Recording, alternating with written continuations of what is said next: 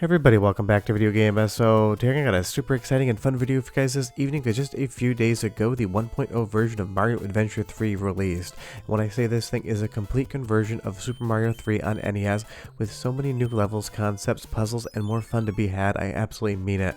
The developers of this game took over 12 years to finish it, and you can absolutely tell this feels so creative, so inventive, and so new. It almost feels like something Nintendo made, except in this instance I feel like the developers actually one-up Nintendo, pun very much intended. If you're going to find involved though, do me a huge favor, go down below, hit like and subscribe, and ring that notification bell, definitely helps us out. And if you feel so inclined and want to support the channel, I got a Patreon link down below as well. But this thing is just absolutely an 11 out of 10 experience. You can 100% feel that they spent 12 years making this entire game. There's so many new concepts on display here, so many new power-ups and ways to play. You really feel like Nintendo just came out back in the day and released the Super Mario Bros. 4 for NES with all sorts of new concepts and power-ups included. And some of the jumps and puzzles in this game are mind-bendingly hard, not this one so much here, but in later levels you're going to really be racking your brain trying to figure out what you're supposed to do next, but it's always going to be in the most fun way. Everything is pretty clearly demarcated, so it is just going to be kind of a puzzle hunt. Feels a little bit like Super Mario World on the Super Nintendo when you had to find some of those key exits. Once you actually found them, you felt so accomplished, but actually figuring it all out was really the challenge here. And as far as the platforming on display, it's every bit as good level-wise as anything Nintendo did. There's so many amazing jumps, enemy placements, and challenge here, but does not rise to the level of a Kaizo Mario experience, so you can come in not being an absolute Mario expert and still enjoy the ever-loving hell out of this game. And while I do love a Kaizo ROM hack here and there, I get that for the most part, people don't love them because they are super challenging unless they are expert Mario players, me definitely not included amongst that list. But I just love projects like this and giving them a showcase. To think that somebody spent 12 years of their life just creating a new experience for fans to enjoy in the Mario universe, and it does again just feel like such a special gift. This is the type of thing no one needs to spend this much time as a team to release a ROM hack like this and basically create an entirely new game within the confines of Super Mario Bros. 3, but people love doing it and we get to benefit from all of that hard work because again, this thing is just absolutely straight up incredible. And there's so many different ways to play as well. You'll see here there's going to be cherries in the levels. There's also going to be some stars here and there, but they are hidden and I'm not going to show you many of them, so you can kind of keep the challenge intact. Using different power-ups, collecting those cherries, and collecting those stars are going to get you bonus items later on. You'll actually get to an item shop where you can upgrade your character and basically treat it like a super light RPG at the same time. And that is a real new level of complexity, how you want to spend those coins, those cherries, and those stars to kind of improve your overall performance. It is a fun pivot on the classic Mario formula. And here we're in level 2 and it's kind of a quasi-puzzle level. There's not a ton of puzzle going on, but you need to find 3 different key icons to actually find the final key to open that door and move on with the level. And I really like the pacing of this game as well. Some areas are going to be just straight up run right and do some amazing platforming. Other areas are going to slow you down and really make you think as to where you need to go next and what you want to do. And that is a really nice thing. You never feel like you're playing the same level too many times.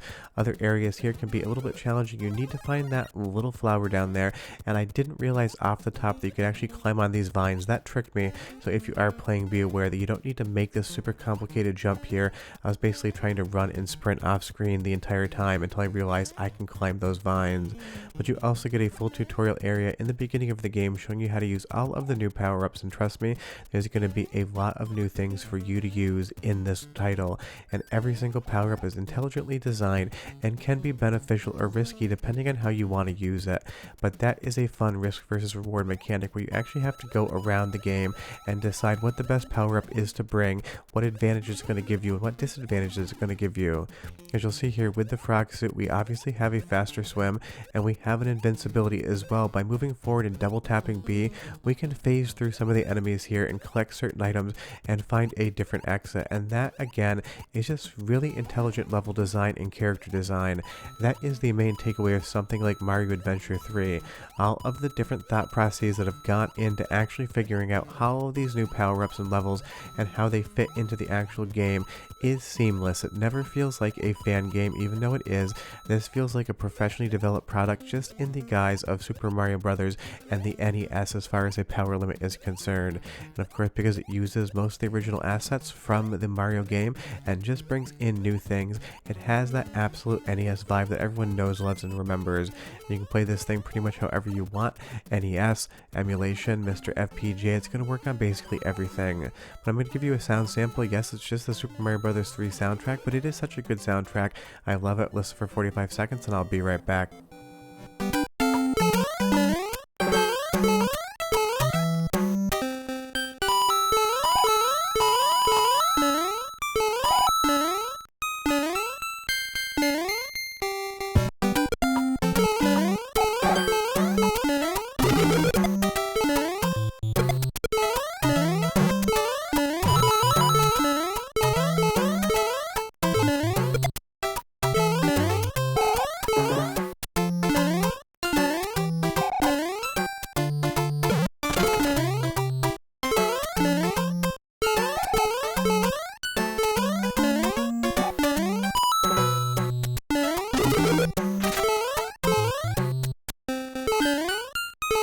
I mean, obviously I don't need to give you a sound sample to understand what Super Mario Bros. 3 sounds like, but I wanted to put it in there just because it is such an iconic sound that is going to be ingrained in my brain until the day I die, probably like everyone else watching this video.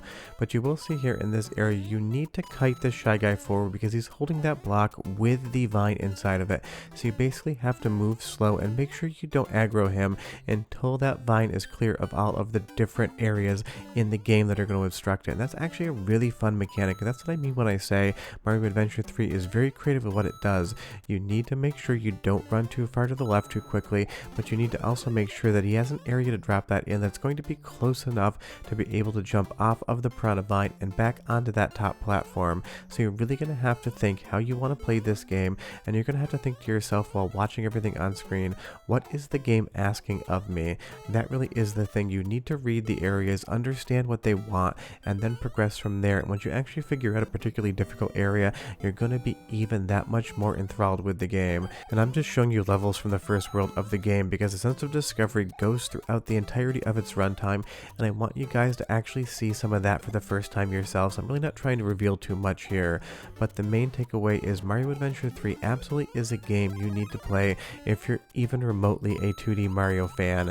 And trust me, I said Mario Advance 3 like 8 different times doing this video. That's where my brain went, but this definitely is, very much pun intended, an advanced version of Super Mario Bros. 3 with so many new creative ideas and things to do.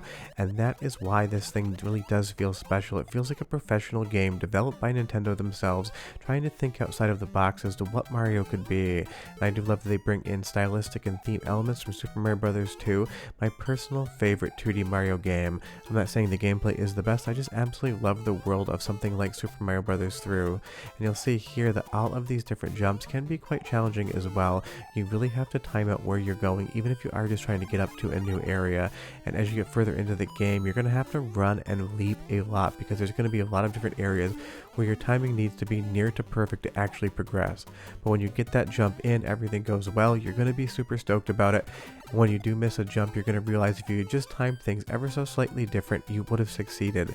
The game always basically signposts what it is you need to do.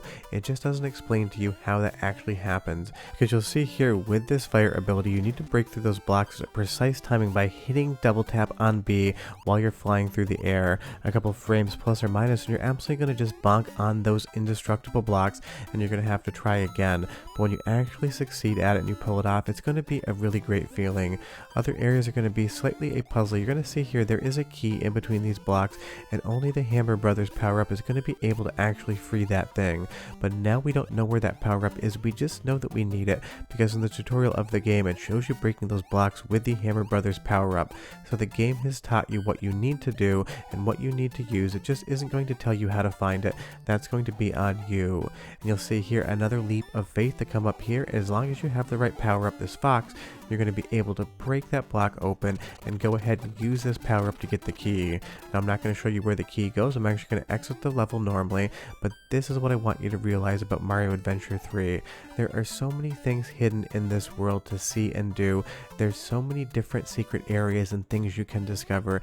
You need to basically look around every single level, but once you actually find any of these items, you're going to be 100% excited that you figured it out, and you can move on from there. And you'll see here, once you get past World 4 or 5, you can also go into the Toad House, and now we have the ability to buy power-ups, which you're going to completely completely change your game, or you could just raw dog the whole thing and go base power and try to just make it hard mode.